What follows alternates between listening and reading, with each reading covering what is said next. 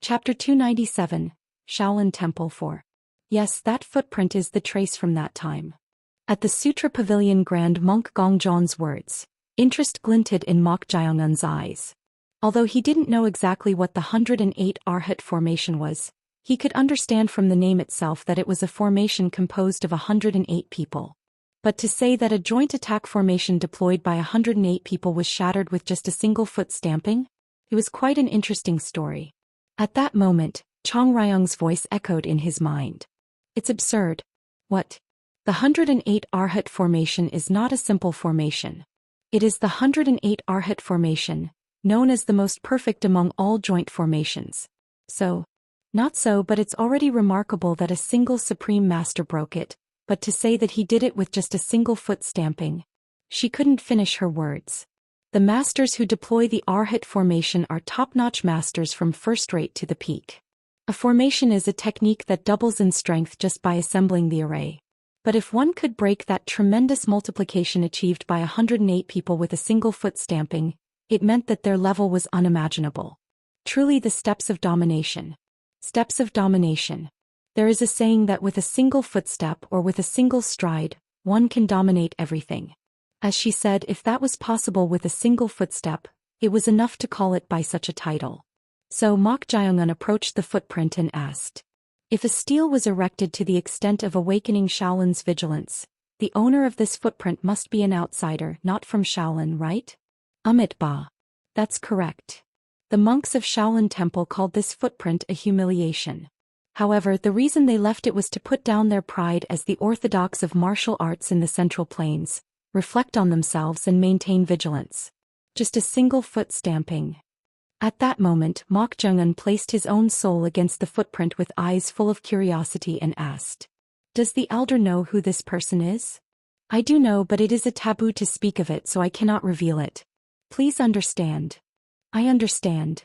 At Gongzhan's words, Mok Jiangun smiled. Somehow it seemed understandable. Even Chong Ryong couldn't help but be amazed. So a great formation that was shattered with just a single foot stamping, even if it was left for the sake of vigilance, would be difficult to easily reveal. Then shall we go again? Yes, sir. Can I just ask if the person who left this is one of the 6 heavens or someone like that? It's a very old incident. It happened hundreds of years ago. So you don't need to have doubts, patron. I apologize. I tend to be curious. Tap. With those words, Mok Jiangun placed his soul against the footprint. It was an action done without much thought. In fact, the Sutra Pavilion Grand Monk Gongzhan was familiar with people like this, so he lightly smiled as if he was used to it. But it was at that very moment. Gasp. The moment he placed his soul, Mok Jiangun's vision turned black.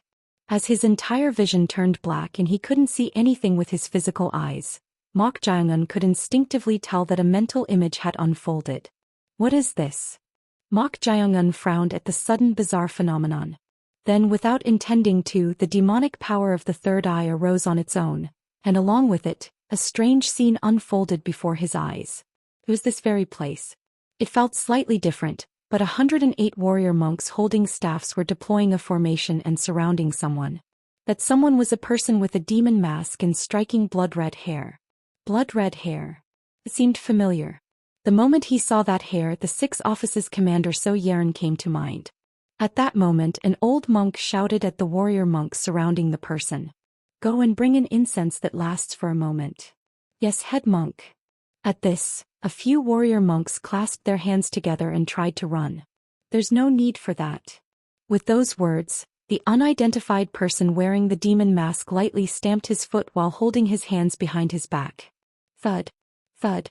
Thud. Thud. At that moment, the 108 Arhat monks who were aiming their staffs simultaneously rolled their eyes back and collapsed to the ground. It was an extremely surprising incident. Everyone must have been shocked because the hall instantly turned silent. However, unlike them, in Mok Jiangun's right pupil, numerous repetitive flows of energy spreading in all directions were visible as he watched this. This was not ordinary energy but innate true energy, and it created a tremendous suggestion by generating repetitive flows. This flow of energy was similar to the suggestion shown by Dam Bekha, the 6th blood saint, but it had reached an even higher level. It was something that was difficult to even imitate without the formula to control this flow of energy.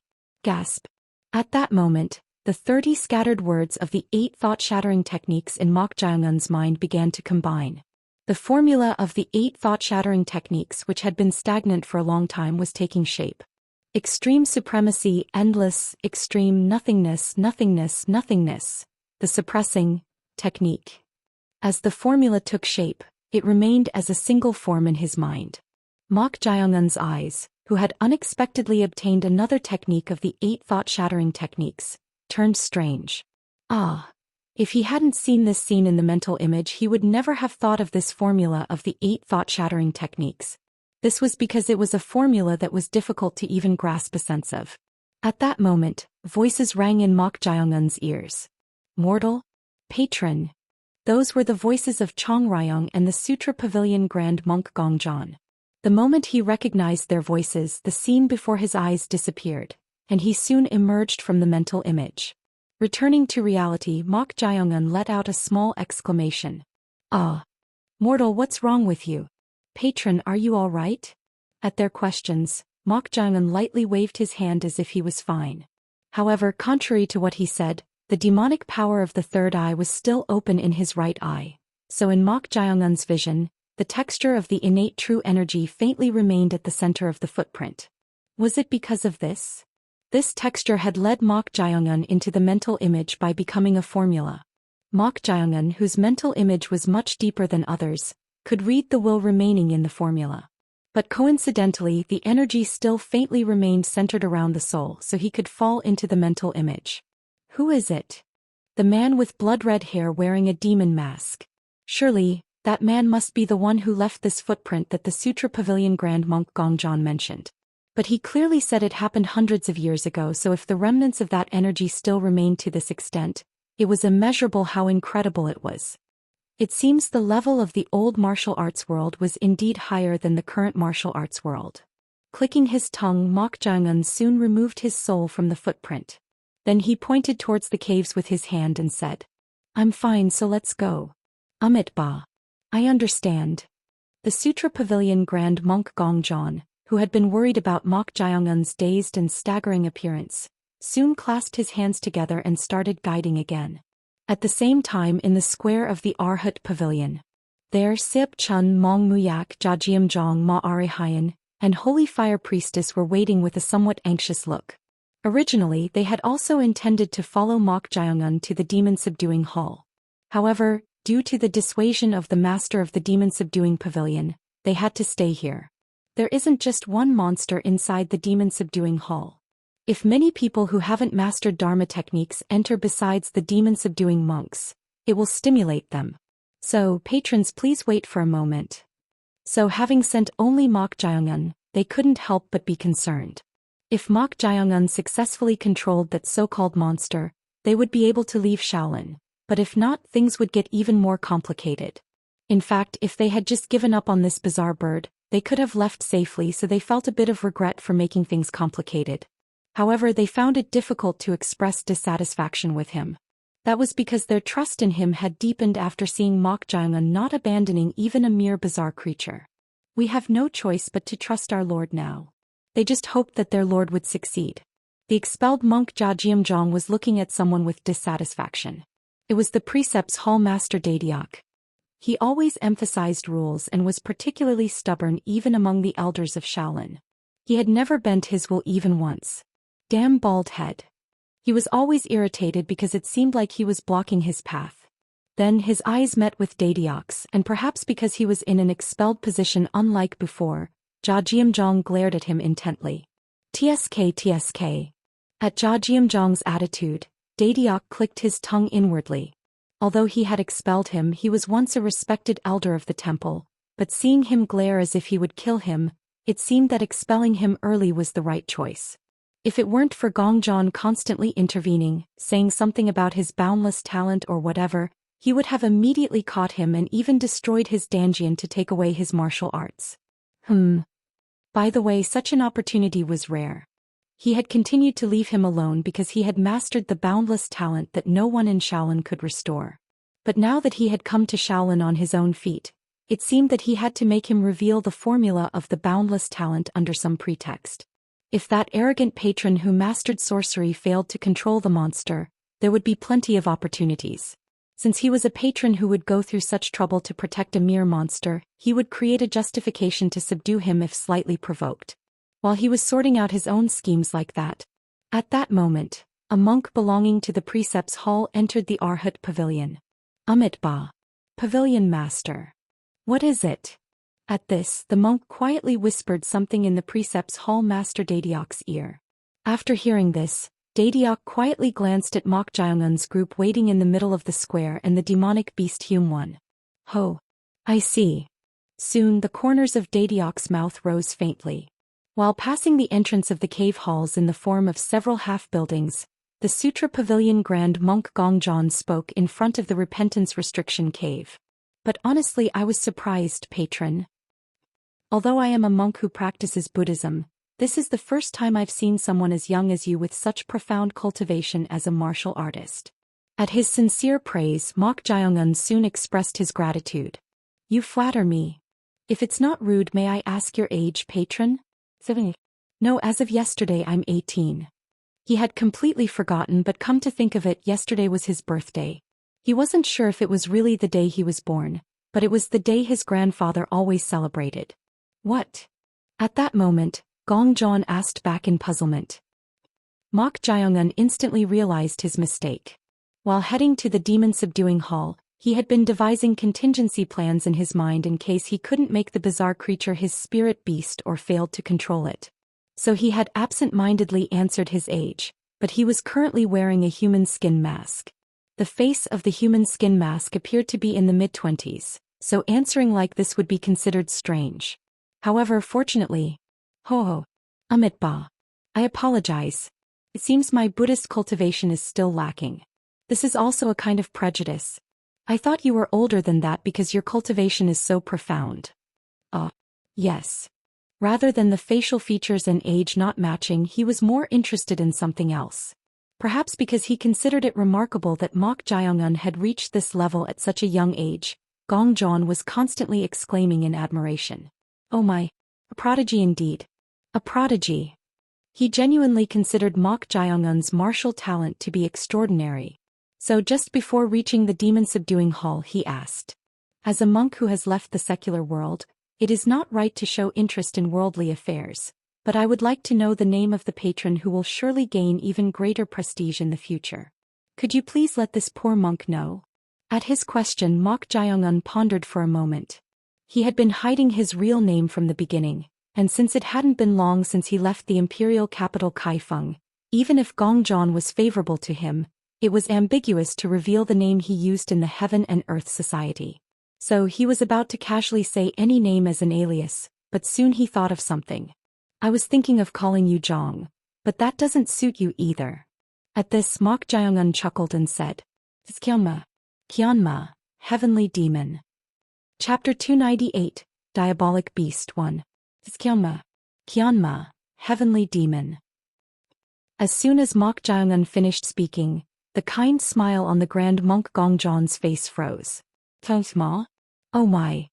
Grand Monk Gongjon reacted to the word, ma, meaning demon, that came after the name. Out of all the possible names, why choose to attach the word ma, which is undoubtedly ominous? If you interpret the name literally, it means, the demon of heaven.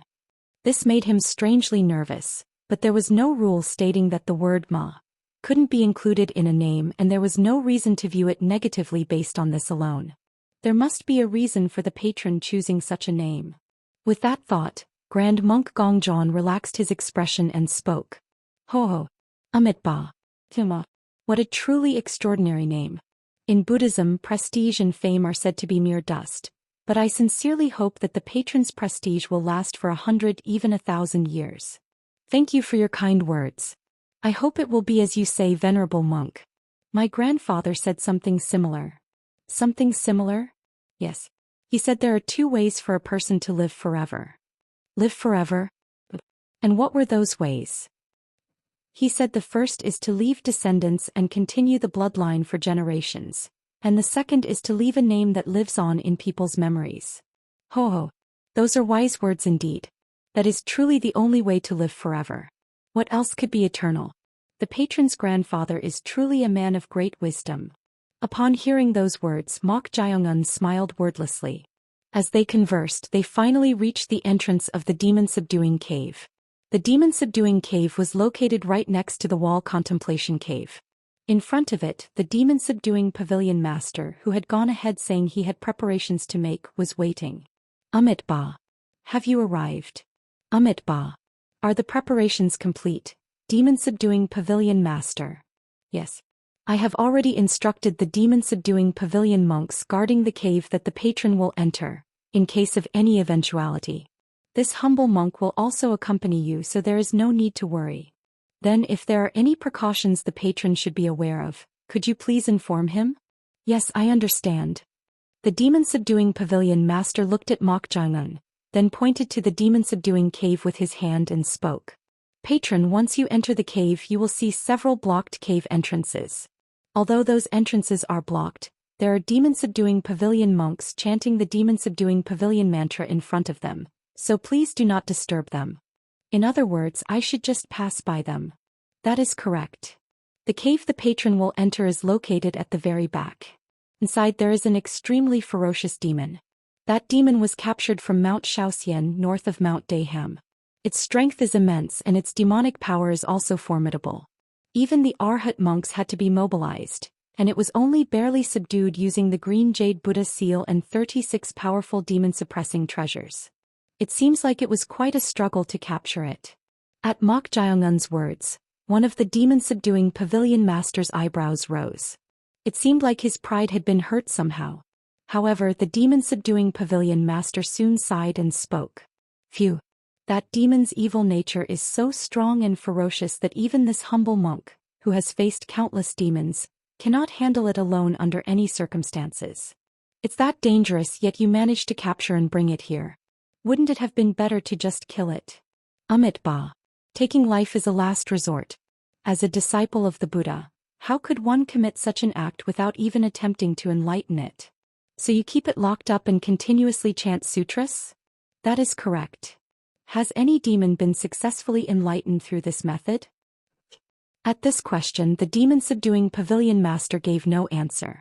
This was a clear negation.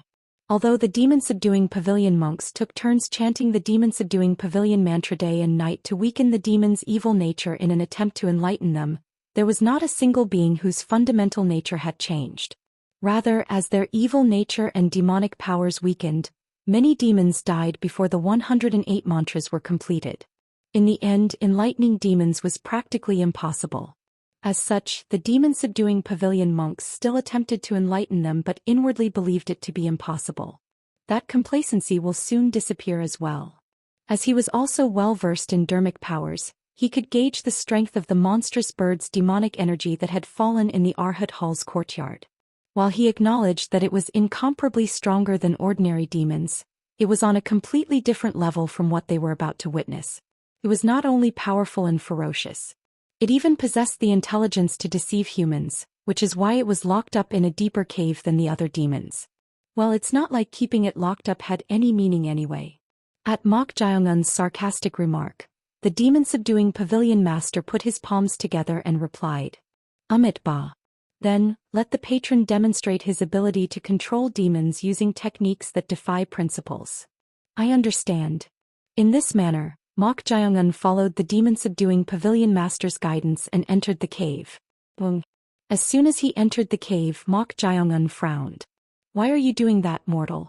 Chong Ryong asked. It's quite similar to when we came into contact with the primordial energy.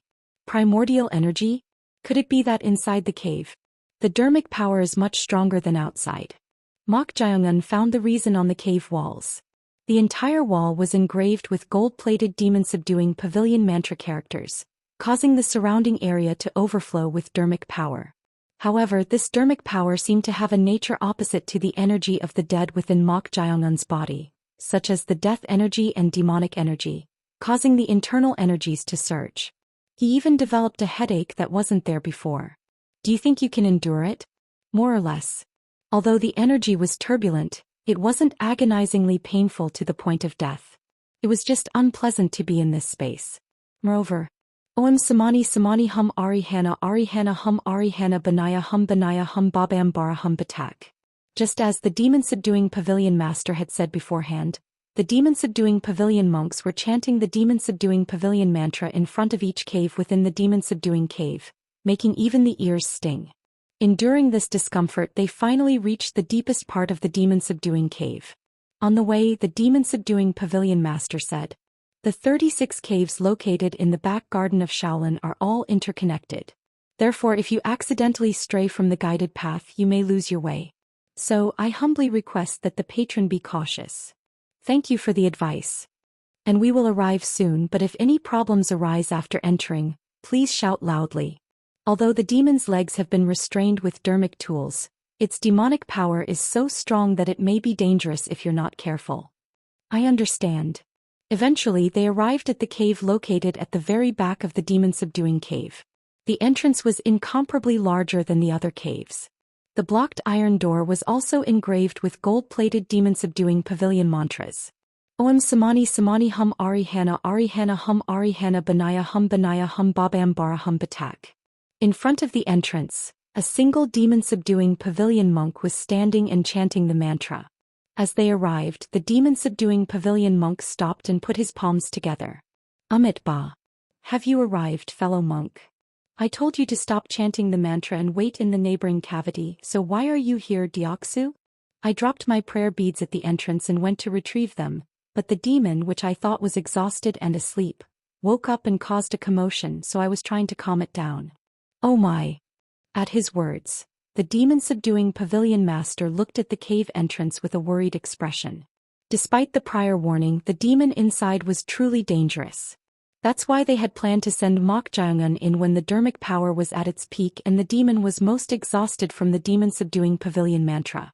But if the demon had woken up and caused a commotion, the situation was indeed concerning. If they weren't careful, they might end up being harmed instead. Therefore, the demon-subduing pavilion master cautiously said, "Patron, could you please wait a moment? I think we need to chant the demon-subduing pavilion mantra a bit more to calm the demon down." At his words, Mok Jaeongun shook his head. "Will it make a significant difference even if you do that? Just let me in." "Oh my. Hey. This is for your sake as well. No matter how much you want to prove yourself, I cannot allow the patron to be in danger. I understand your concern, venerable monk, but we don't have much time either." Shaolin Temple was quite close to the imperial capital of Kaifeng. If the imperial palace sent troops or trackers, they could reach here in no time. Therefore, from Mok Jaeongun's perspective, he had no choice but to hurry. "Could you not compromise for just a quarter of an hour? If it seems greatly dangerous, I will let you know, so just let me in." Oh my! The demon-subduing pavilion master clicked his tongue at Mok Jaeongun's stubbornness and approached the firmly closed iron door's locks. As the iron door was extremely large, there were a total of 5 locks. The demon-subduing pavilion master took out keys from his waist and spoke. Clank. "Patron, this iron door is made of hyenchiol, so no matter how skilled one is in martial arts, it cannot be cut or broken. Therefore, if it seems dangerous, shout immediately." "I will do so." Clank. After unlocking all the locks except for the last one with an unusual elongated shape, the demon-subduing pavilion master handed Mok Jaeongun a torch hanging on the wall. "It will be dark inside, so take this with you. There is a torch holder inside." "I understand. But why are you leaving one lock unopened?" "As a precaution." Precaution? This lock is specially designed so that the iron door only opens wide enough for a person to barely pass through. Ah. If it opens wider than that, the demon might escape. The demon inside is not only ferocious but also cunning, so be careful. "I will keep that in mind. Then go and return safely." Amit Ba. Screech. As the large iron door opened, a gap barely wide enough for a person to pass through sideways, as the demon-subduing pavilion master had said, was created. Through this, Mok Jaeongun entered with the torch. As soon as he went inside, the demon-subduing pavilion monk outside immediately closed the iron door. Screech. But, although he tried to close it as carefully as possible, the door was so large that the sound of it closing was quite loud. Paying no heed to this, Mok Jaeongun raised the torch to illuminate the inside of the cave, the cavity. It's huge. The cavity was much larger than he had expected. How large was it? The torch couldn't illuminate the entire space. Part of the cavity was shrouded in shadows and, without bringing the torch all the way there, Mok Jae-un placed it in the holder next to the iron door. Then he looked at the area covered in shadows. Without even needing to search, a strong demonic energy was emanating from there. Can you see it? Yes, I can see it. The demon's eyes, faintly blinking and staring at him, were visible. A red light was flickering in its eyes, and just from the size of its pupils, one could imagine how enormous it must be. Kekekek. At that moment, an eerie laughter echoed from the shadows. The laughter was naturally quite different from a human voice, closer to the sound of scratching one's throat. In response, Mok Jae-un grasped the sword finger in his right hand and prepared his techniques. They said it had undergone a process of suppressing its evil nature with the demon-subduing pavilion mantra for 99 days, but the demonic energy it exuded made one question if it had really weakened. How strong does it seem? It appears to be above the level of a demon beast. Above a demon beast? Yes. Then could it possibly be a diabolic beast? Monsters, or unidentified creatures, are referred to differently based on their level of danger. The lowest grade is fierce beast, and as it goes higher, it becomes a monstrous beast, and demonic beast. The human one that Mok Jae-un had made his servant could also be considered a demonic beast, but the level of demonic energy he sensed now was far stronger than that. At that moment, along with the laughter, a voice was heard from the shadows. Hey, I should thank those damn bald monks. After being stuck here for 99 days, chanting nothing but those annoying sutras, they finally brought me such a delicious meal. Surprisingly, this monster could speak. The sound of its voice, like scratching its throat, was extremely eerie, but it knew how to accurately convey its thoughts. Thud. The sound of footsteps reverberated throughout the entire cave. Thud. The cave floor shook. Eventually, the monster revealed itself within the radius illuminated by the torch. It had horns on its head resembling a dragon. Its entire body was covered in red fur and its shape was like a mixture of a dog and a cow, but it had hooves like a horse. Its size was so immense that one had to look up to see it. As soon as he saw this, Chong Ryong spoke in a surprised voice. It's Aliu. Aliu? I had a feeling when they mentioned Mount Shaoxian, but these crazy bald monks have actually captured a diabolic beast.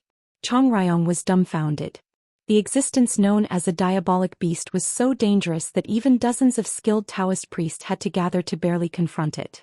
Seeing that they had captured and imprisoned such a being, it was clear that Shaolin's power was no ordinary feat, but the situation had become quite serious.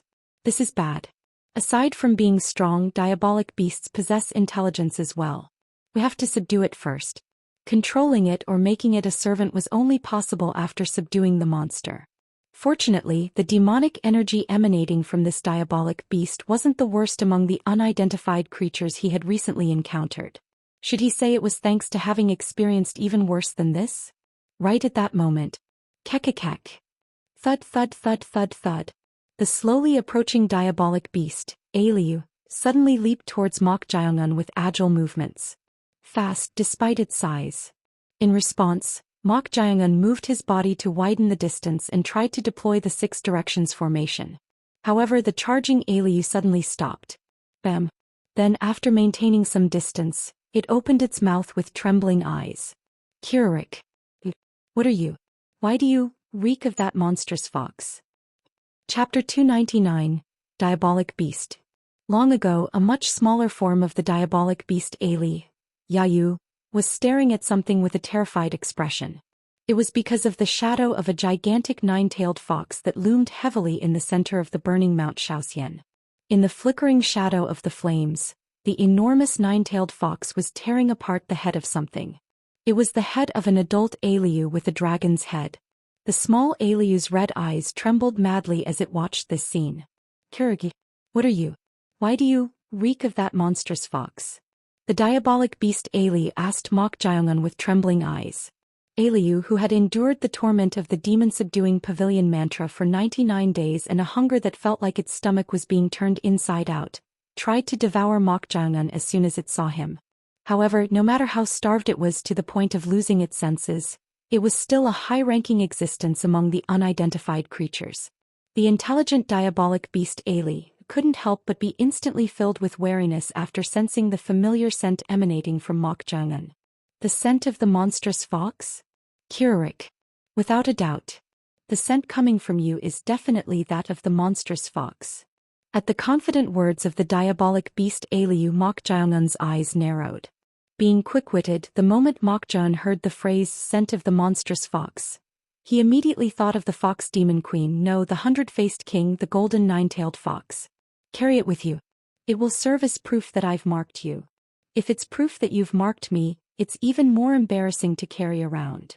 You're quite honest. But it won't do you any harm to carry it. From what I've seen, you seem to get entangled with unidentified creatures quite often.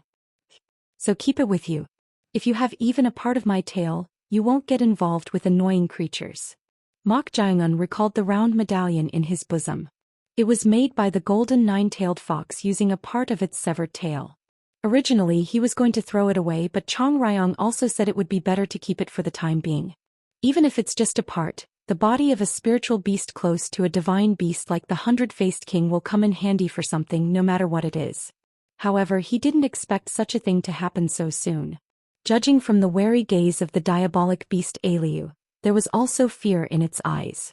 Seeing a being intelligent enough to speak human language act like this, if handled well, it might be possible to take advantage of the situation. Therefore, Mok Jang-un took out the medallion made from the golden nine-tailed fox's tail from his bosom.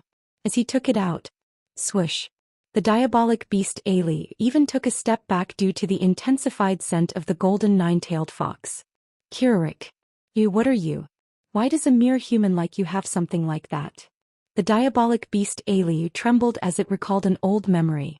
Even after such a long time had passed, the terror engraved in its entire body had not been forgotten. It was truly the embodiment of a tyrant. It was so brutal that it would tear apart and devour the five extremities of even its fellow unidentified creatures if they displeased it. Tremble, tremble. Seeing Ailey standing upright and trembling, the corners of Mok Jang-un's mouth twitched.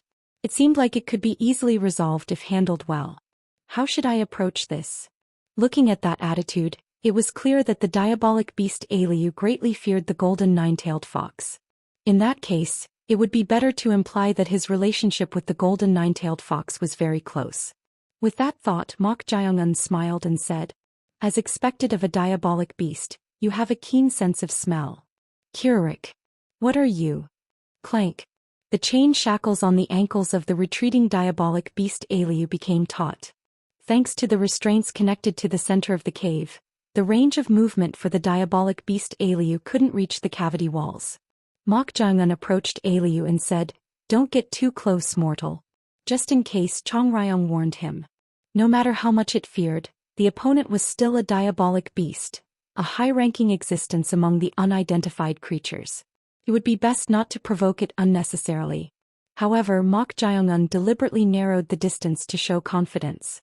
And in that state he held up the round medallion made from the golden nine-tailed fox's tail hair and said, "As you can see, should I say we're acquaintances with a close relationship?" "Acquaintances? With that monster?" "Yes, you seem to know it well." "How could I not know?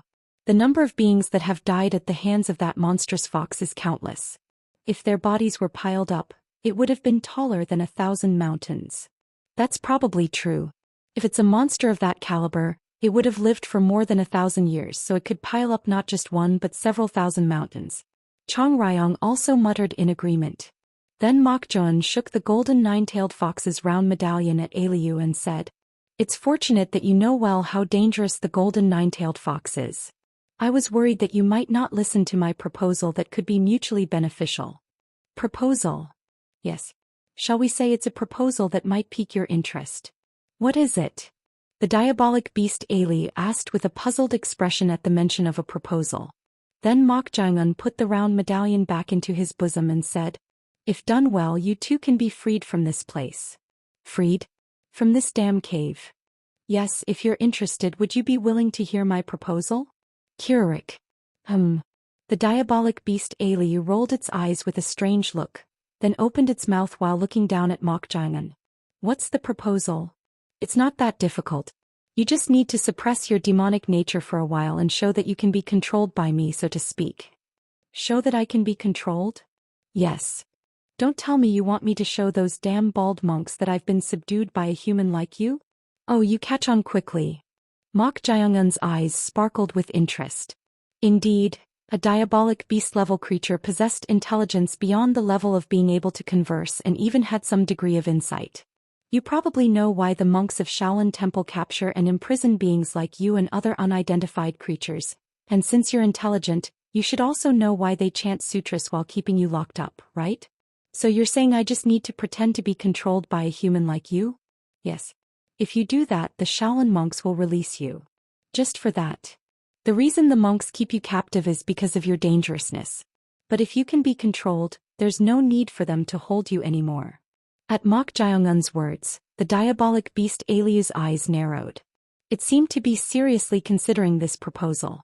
If it feared the golden nine-tailed fox and wanted to get out of here, wouldn't it smoothly accept the proposal?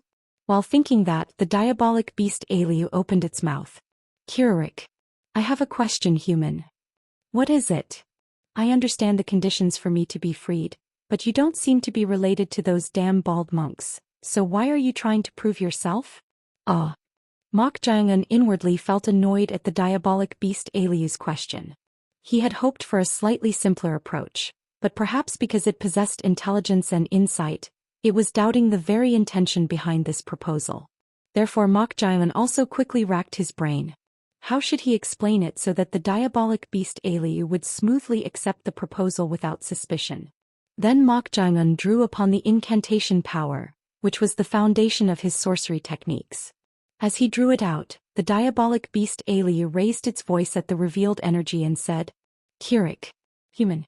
You're a Taoist priest, aren't you? Yes, as you can see. No wonder those damn bald monks wouldn't send an ordinary human in here. Grit. Seeing the diabolic beast Aliu gritting its teeth, Mok Jaeungun shrugged and said, Yes. But this is an opportunity for you. I also need to prove to the monks here that the unidentified creature I've made my servant is not dangerous due to friction with them. Servant. I have a servant whose demonic power is weaker than yours. At Mok Jaeungun's words, the diabolic beast Aliu twitched its elongated mouth and said, Kirik. So those damn bald monks are targeting the unidentified creature that you, a Taoist priest, have made your servant. That's right. You're indeed smart. So if you accept my proposal and help me, won't we both be able to obtain a mutually beneficial result? Kirik. Kirik. Yeah. That could be. Then will you accept my proposal? It may be difficult right now, but if you just follow my control for a little while, you'll gain your freed dash. Bam. Before he could even finish speaking, the front hoof of the diabolic beast Aliu flew towards Mok Jaeungun at a tremendous speed, forcing him to hastily retreat his body backwards. Bam. Kwang. As the hoof struck the ground, the floor cracked and shattered fragments flew up. In response, Mok Jaeungun created a sharp aura with his sword fingers to cut through the flying fragments and moved his body to dodge the ones he could avoid. But as soon as he did that, a condensed purple smoke spewed out from the diabolic beast Aliu's mouth, trying to engulf Mok Jaeungun. Poison? No. It was different from poison. It seemed to be a smoke infused with demonic energy and swish.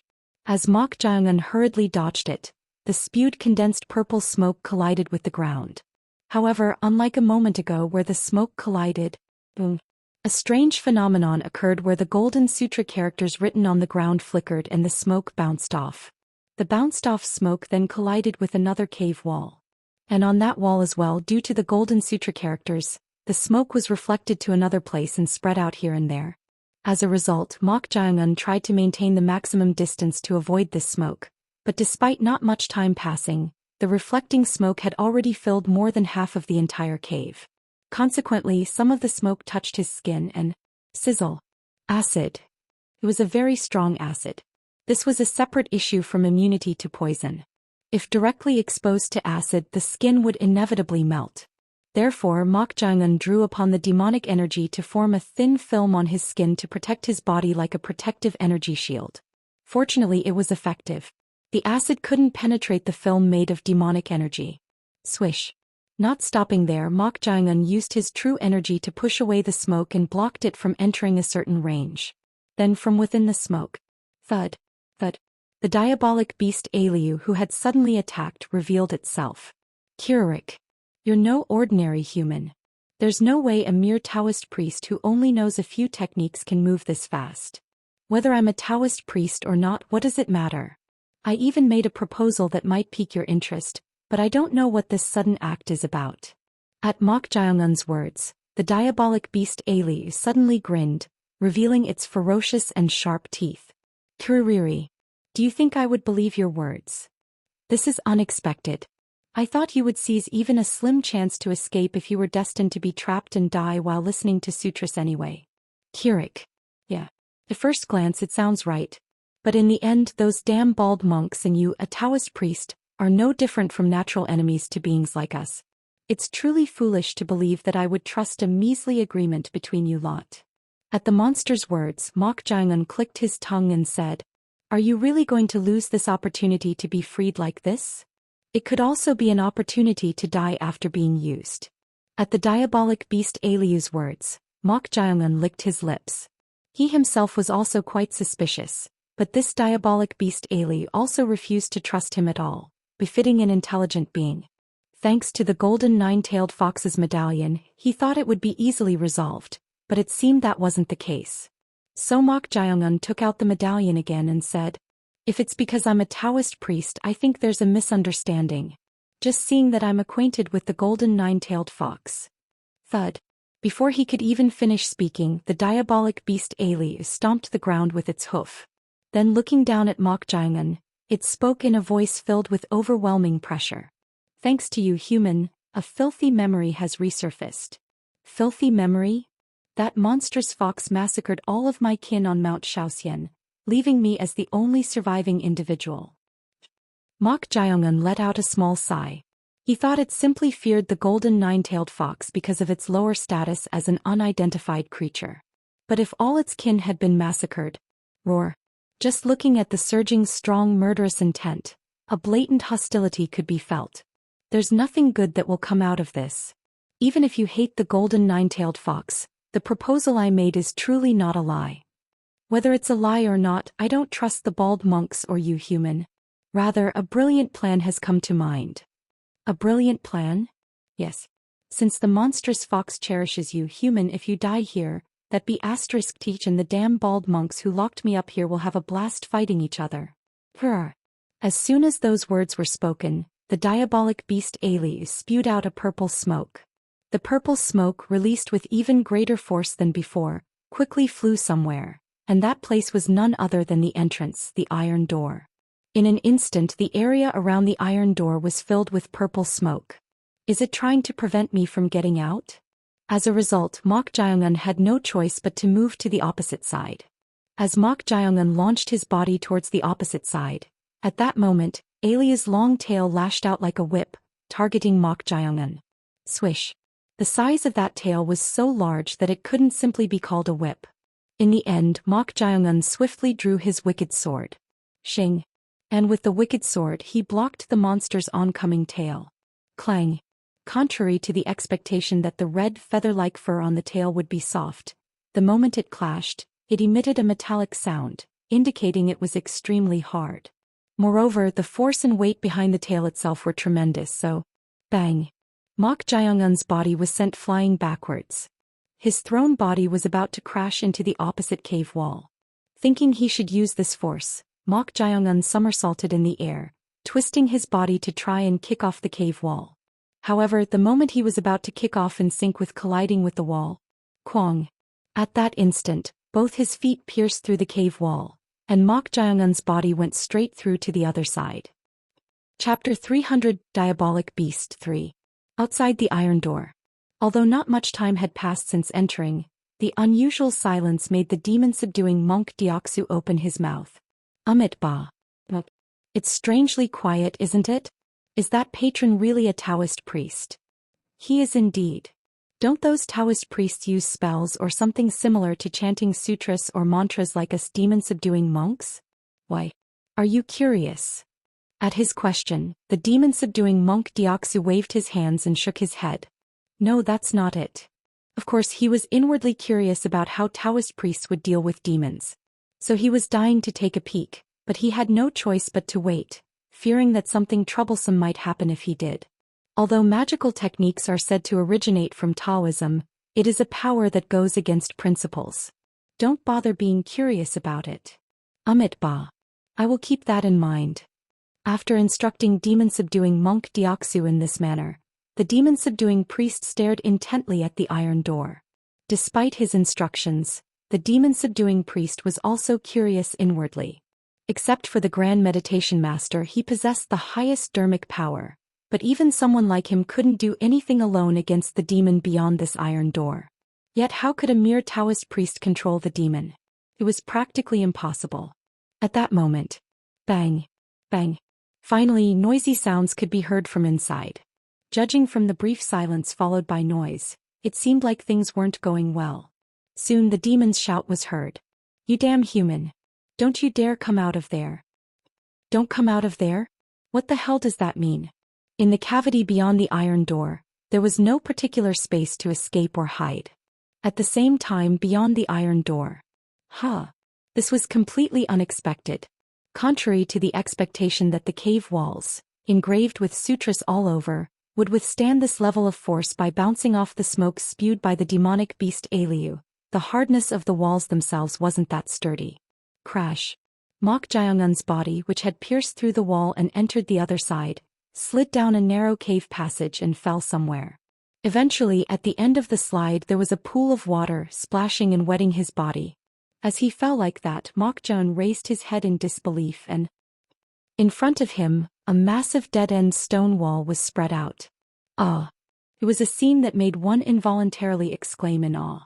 If it were just a simple wall, it would be one thing, but part of the cave ceiling was open, allowing bright sunlight to shine down and beautifully illuminate a portion of the wall.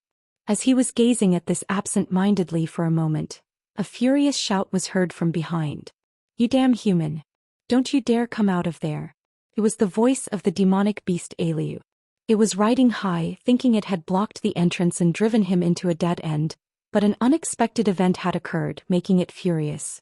As Mok Jion was about to turn his head, the cave is connected to here. At Chong Ryong's voice, Mok Jiongun asked in puzzlement. What do you mean by that? Do you remember what that demon-subduing priest or whatever said earlier, that the 36 caves in the back garden of Shaolin Temple are all interconnected? I think he did say that. But why bring that up? Look at the top of the wall. The top of the wall? At Chong Ryong's words, Mok Jiongun looked at the top of the wall where the sunlight was shining down. Large characters were engraved there. Wall Contemplation Cave. Wall Contemplation Cave? Come to think of it, there was a cave entrance next to the demon-subduing cave with the words Wall Contemplation Cave written on it. If that's the case, this place he had entered by breaking through the demon-subduing cave's wall was the Wall Contemplation Cave. And it seemed that what the demon-subduing priest said about all the caves being interconnected was indeed true. However, Mok Jiongun's eyes were drawn to something other than that fact. It was none other than the characters Wall Contemplation Cave engraved on the wall. Majestic. That was the feeling he got the moment he first saw the writing. The calligraphy contained not a hint of arrogance or selfishness, and the force put into each stroke was even and incomparably majestic. Mok Jiongun's eyes widened. The characters were not engraved using fingers or any tool. They were engraved with qi. Yet how could it be so flawless? If one had never learned martial arts or knew nothing about qi, they would have looked at it with a simple gaze, but this was truly amazing. At Mok Jiongun's reaction, Chong Ryong said, "The mastery of qi has truly reached the level of divinity. As expected of the originator who created Shaolin Fist, known as the orthodox martial art of the Central Plains. Originator. Bodhidharma. Bodhidharma? I've heard of him before. Isn't he the one called the founder of Zen Buddhism? Yes. He is the founder of Zen Buddhism and is also known as the origin of Shaolin Fist. Then did this Bodhidharma establish Shaolin Temple? No, that's not it. Then what is it? Have you ever seen a Daruma doll? No. When you look at a Daruma doll, Bodhidharma's appearance gives off a quite exotic feeling. If he's exotic, Does that mean he's not from the Central Plains? That's right. Bodhidharma was the third prince of the king of Xiangji in the Tianzhu kingdom, but he renounced the world and cultivated the Buddhist way. Oh. Mok Jiangun's eyes sparkled with interest. It was surprising to hear that the one known as the origin of Shaolin martial arts was not from the Central Plains but a foreigner. But how did a foreign prince who renounced the world become the origin of Shaolin martial arts? That I don't know. There are several theories and one of them is right here, the Wall Contemplation Cave of Shaolin Temple. Did he train martial arts in the Wall Contemplation Cave? When he entered deep meditation he would face the wall and sit in meditation all day long, and when he came out of meditation he would move his limbs without rest and train his body. That physical training is said to have become the foundation of Shaolin Fist. I see. What's even more amazing is that he repeated that wall-facing cultivation for 9 years without rest. The wall-facing cultivation that lasted for a whole 9 years. This became widely known among many Buddhist practitioners and even lay people. And this wall contemplation cave, where Bodhidharma was said to have trained, was called the Daruma Wall Contemplation Cave by outsiders. At Chang Ryong's words, Mok Jiangun stared intently at the character's Wall Contemplation Cave on the wall. Shaolin Fist was born through Bodhidharma, whom she mentioned, and Shaolin Fist became the foundation for many orthodox martial arts in the Central Plains. It was literally the very origin. Impressive. Mok Jiangun inwardly expressed his respect for the fact that someone's 9 years became an origin, and through that origin, countless martial arts were born. However, that respect was short-lived. There was no time to leisurely gaze at the stone wall of the Wall Contemplation Cave here. As Mok Jiangun was about to turn his head, stopped moving at some point. Then he stared fixedly at a certain spot on the stone wall.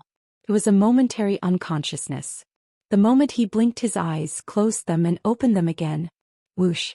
At that moment, a cold wind blew from the entire stone wall, and snowflakes were fluttering all around. Faced with such a bizarre phenomenon, Mok Jiangun was momentarily at a loss for words. Mok Jiangun raised his head and looked up at the sky. Snow was falling through the open cave ceiling, and the falling snow was piling up on the cave floor. What on earth? As he was puzzled, he noticed a spot where snow had piled up particularly high. It was the point where the light from the stone wall was reflecting. There snow had piled up to the height of a sitting person. He thought it was just snow, but someone was actually sitting in meditation and snow had piled up on their head and shoulders. Not understanding what was going on, Mok Jiangun tried to approach that person. But then footstep sounds were heard. Footsteps. Puzzled by the sound, Mok Jiangun turned his head. As he turned his head, a tall, bald man wearing a yellow kasaya was approaching from a cave at the back of the Wall Contemplation Cave. Mok Jiangun tried to speak to him, but... Who? Swish. That bald someone, who seemed to be a practicing monk, passed by Mok Jiangun without even acknowledging his presence. The practicing monk who had passed by like that soon approached the person sitting in meditation. Despite the snow piling up on their head and shoulders and someone approaching, the person sitting in meditation didn't make the slightest movement. Thud. The approaching practicing monk knelt on the ground. Then, bowing his head to the person sitting in meditation, he spoke in an earnest voice. Please give me your teachings. Despite his earnestness, the person sitting in meditation remained still, not uttering a single word or showing any disturbance. Nevertheless, the practicing monk bowed his head to the ground once again and said, "Open the path for me." The practicing monk maintained that prostrated posture. He showed the determination to never move until he received an answer from the person sitting in meditation. Like that, both the person sitting in meditation and the one prostrating behind remained motionless, and snow piled up more on their bodies. As Mok Jiangun let out a soft sigh, wondering what this was all about. Swish. At that moment the surroundings darkened and brightened repeatedly, and then... Suddenly, snow had piled up heavily on the body of the prostrating practicing monk, and the person sitting in meditation had risen to their feet. The person who had risen from meditation spoke while still keeping their gaze on the stone wall. "Receive it." As soon as those words were heard, the prostrating practicing monk staggered to his feet. No, he couldn't even stand up straight. Having prostrated for a long time while being hit by snow, he stumbled forward. Even though he fell forward and his nose was bleeding, the practicing monk struggled to get up. But the person who had been sitting in meditation threw something behind them without even looking. The practicing monk stretched out both hands to catch it. Splash. The moment the practicing monk caught it, it wet his hands and flowed down to the ground. It was none other than water. Seeing this, Mok Jaeungun's eyes sparkled with interest. He threw water? It was truly a strange occurrence. Did he lightly pack some snow and throw it and it melted in the hands? Or did he really throw water? Is it possible to throw water with bare hands like that? As he was puzzled, the practicing monk tried to scoop up the water that had fallen to the ground with his hands. But how could he possibly scoop up the water that had already soaked the ground? A sigh escaped from the practicing monk's mouth. Then the man in the kasaya who was staring at the stone wall said, "I gave it to you. So go back." At those words, the practicing monk, who had been scraping the wet ground to the point of breaking his nails, pleaded with tears in his eyes. "This humble monk is still lacking and couldn't receive what you gave. So please give me your teachings. Even if I have to die here, I cannot leave." Despite the practicing monk's determined resolve, the one staring at the wall did not turn his head even slightly. However, eventually the one in the kasaya staring at the stone wall opened his mouth. "Unless red eyes fall and pile up here, I will never accept you." At his words, Mok Jaeungun snorted. How could red eyes possibly fall? In the end, it was just a roundabout way of saying he wouldn't accept him. It was at that moment. Bam. At that moment, the practicing monk got to his feet. Then he ran somewhere in the cave and came back with a knife. Mok Jaeungun thought he might do something reckless upon hearing that he would never be accepted as a disciple. But, slice. At that instant, the practicing monk cut off his own left arm. Then he sprinkled the blood flowing from his severed arm onto the piled-up snow. As the practicing monk's blood scattered, the snow gradually turned red. Seeing this, Mok Jaeungun's mouth twitched. This practicing monk had created an answer that couldn't be made through the sacrifice of cutting off his arm. Could indeed be called a truly remarkable will. Will he still keep staring at the wall even after this? Mok Jaeungun looked at the person in the kasaya who was staring at the stone wall. At that moment, the one who had been staring at the stone wall opened his mouth. "Receive it." With those words, the person threw something behind him. It happened so quickly that the practicing monk unconsciously stretched out his arm to catch it at all costs. But the arm he stretched out was none other than the severed one. However, whoosh. At that moment, a handful of water formed a shape in the air as if grasped by a hand, and it floated there. Mok Jaeungun's eyes trembled as he watched this. The act of trying to grasp something with a non-existent arm actually made it possible. This amazing sight rang loudly in Mok Jaeungun's mind like a bell, and that sound brought about a crack.